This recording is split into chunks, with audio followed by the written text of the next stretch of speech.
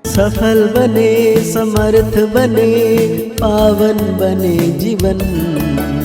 मीठी मुरली सुन के पाए सुख सघन।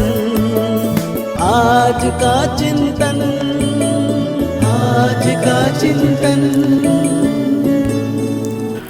ओम शांति। Good morning.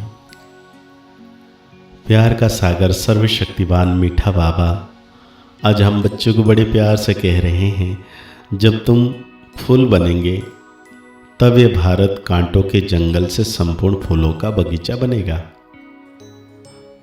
बाबा आया है तुम्हें फूल बनाने,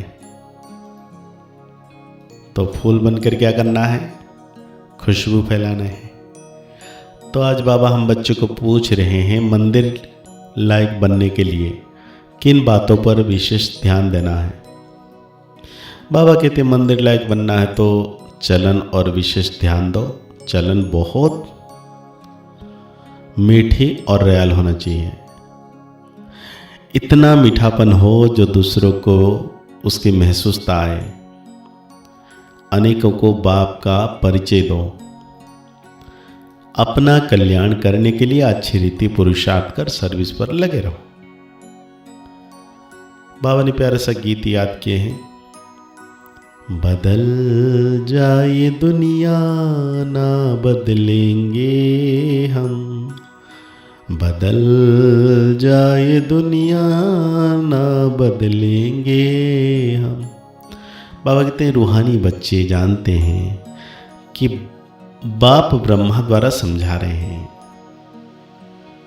ब्रह्मा के रथ द्वारा ही समझाते रहते हैं।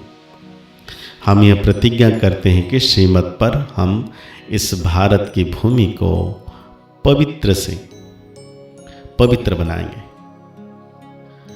माना पवित्र से पवित्र मतलब शरीर सत्युग जैसा, क्योंकि अभी पतित है। जो पतित से हम लोग पावन बनाते हैं तो क्या पवित्र पवित्र हो जाता है। भारत खास और दुनिया आम सबको हम पतित से पावन बनने का रास्ता बताते हैं। इतनी ख्यालत हर एक को अपनी बुद्धि में रखना है। बाबा कहते हैं ड्रामा अनुसार जब तुम फूल बनेंगे और जब समय आ जाएगा तो संपूर्ण बगीचा बन जाएगा। बागबान भी निराकार को कहा जाता है, माली भी निराकार को कहा जाता है, साकार को नहीं। माली भी आत्मा है ना कि शरीर। भगवान भी आत्मा है। बाप समझाएंगे तो जरूर शरीर द्वारा ना, शरीर के साथ ही उनको माली बागवान कहा जाता है, जो इस विश्व को फूलों का बगीचा बनाते हैं। बगीचा था जहां यह देवताएं रहते थे, वहां कोई दुख नहीं था। यहां इस कांटों के जंगल में तो दुख है। रावण का राज्य है, कांटों का जंगल है। फट से कोई फूल नहीं बनते।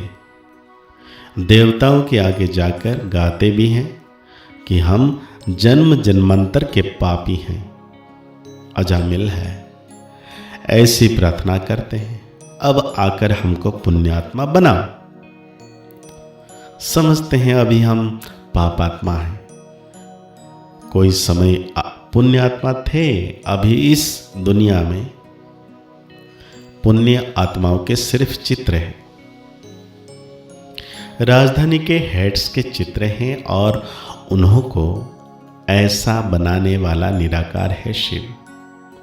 उनका चित्र है बस, और कोई चित्र है नहीं। इसमें भी शिव का तो बड़ा लिंग बना देते हैं। कहते भी हैं आत्मा स्टार मिसल है, तो जरूर बाप भी ऐसा होगा ना, परंतु उनकी पूरी पहचान नहीं है। इन लक्ष्मी नारायण का विश्व में राज्य था। इनके लिए कहाँ भी कोई ग्लानि की बात नहीं लिखते। बाकी श्री कृष्ण को जब द्वापर में कब कहाँ ले जाते, लक्ष्मी नारायण के लिए सब कहेंगे स्वर्ग के मालिक थे। यह है तुम्हारी एम ऑब्जेक्ट। तो बाप कहते हैं मैं आकर सबको मंदिर लायक बनाता हूं, परंतु सब मंदिर लायक नहीं बनते हैं। प्रजा को तो मंदिर लायक नहीं कहेंगे ना। प्रजा उन्हों की होगी जो पुरुषार्थ कर बहुत सर्विस करते हैं। तुम बच्चों को रूहानी सोशल सर्विस भी करनी है। इस सेवा में अपना जीवन सफल करना है। चलन भी बहुत मीठी सुंदर होनी चाहिए, जो औरों को भी मीठापन से समझ सके। खुद ही कांटा होगा तो किसको फूल कैसे बनाएगा। उनका तीर पूरा लगेगा ही नहीं। बाप को याद नहीं करते होंगे तो तीर कैसे लगेगा। अपने कल्याण के लिए अच्छी रीति पुरुषार्थ कर सर्विस में लगे रहो। बाप भी सर्विस पर है ना, तुम बच्चे भी दिन रात सर्विस पर रहो। दूसरी बात समझाते हैं, शिव जयंती पर बहुत बच्चे तारे भेज देते हैं। उनमें भी ऐसे लिखत लिखनी चाहिए जो वो तारे किसी को भी दिखाएं तो समझ जाए। आगे के लिए क्या करना है उसका पुरुषार्थ किया जाता है। सेमिनार भी इसलिए करते हैं कि क्या क्या सर्विस करें जो बहुतों को बाप का परिचय मिले। तारे ढेर रखी है, इनसे बहुत काम ले सकते हैं।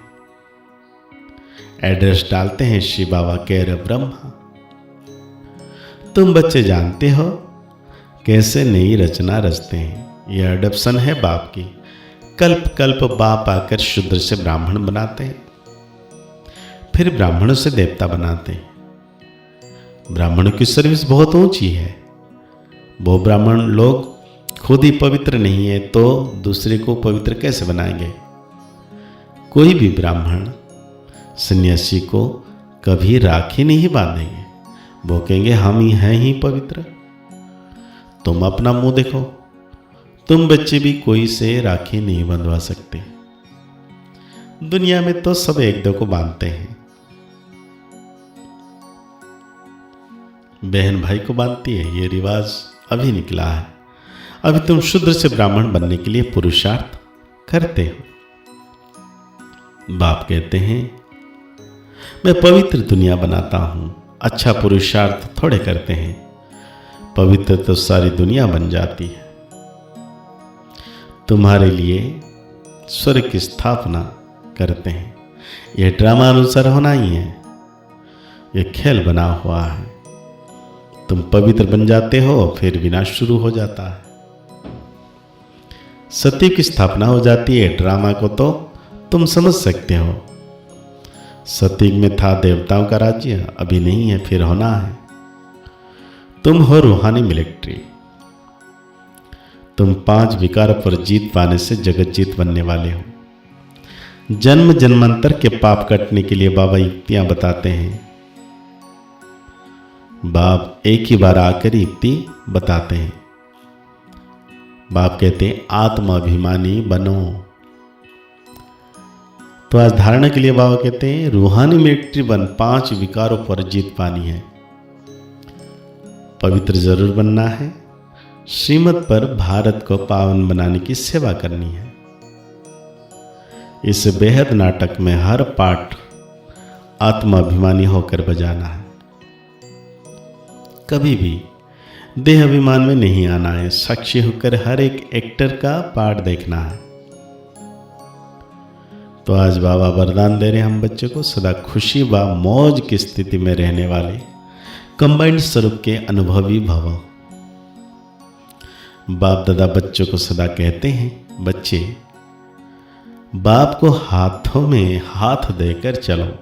अकेले नहीं चलो, लेकिन चलने से कभी अगर अकेले चलते हैं तो क्या होगा, बोर हो जाएंगे। कभी किसी की नज़र भी पड़ जाएगी। बाप के साथ कंबाइंड हूँ, इस स्वरूप का अनुभव करते रहो तो कभी भी माया की नज़र नहीं पड़ेगी। और साथ का अनुभव होने के कारण खुशी से मौज से खाते चलते मौज मनाते रहेंगे। धोखा व दुख देने वाले संबंधों में फंसने से भी बच जाएंगे। तो आज बाप दादा हम बच्चों को स्लोगन दे रहे हैं, योग रूपी कवच पहन कर रखो तो माया रूपी दुश्मन का बार नहीं लगेगा। अब व्यक्ति शरण बाबा कह रहे हैं, जैसे दुखी आत्माओं के मन में यह आवाज शुरू हुआ कि अब विनाश हो, वैसे ही अविश्व कल्याणकारी आत्माओं के मन में यह संकल्प उत्पन्न हो कि अब जल्द ही सर्व का कल्याण हो, तभी समाप्ति होगी। विनाशकारियों को कल्याणकारी आत्माओं के संकल्प का इशारा चाहिए, इसलिए अपने एवर रेडी बनने के पावरफुल संकल्प से ज्वालारूप योग द्वारा विनाश ज्वाला को तेज करो। तो आज की मुरली के अनुसार हम 100 मान लेंगे। मैं आत्मा कंबाइंड स्वरूप बाप दादा के साथ अनुभवी आत्मा। आज की मुरली को और गहरी रीति से चिंतन करते हुए निरंतर मीठे बाबा की याद में रहना है कि सर्वशक्तिवान बाबा सदा मेरे साथ है। मुस्कुराते रहिए, आगे बढ़ते रहिए, पुरुषार्थ करते रहिए, खुश रहें, स्वस्थ रहें, मस्त रहें। ओम शांति, ओम शांति, ओम शांति।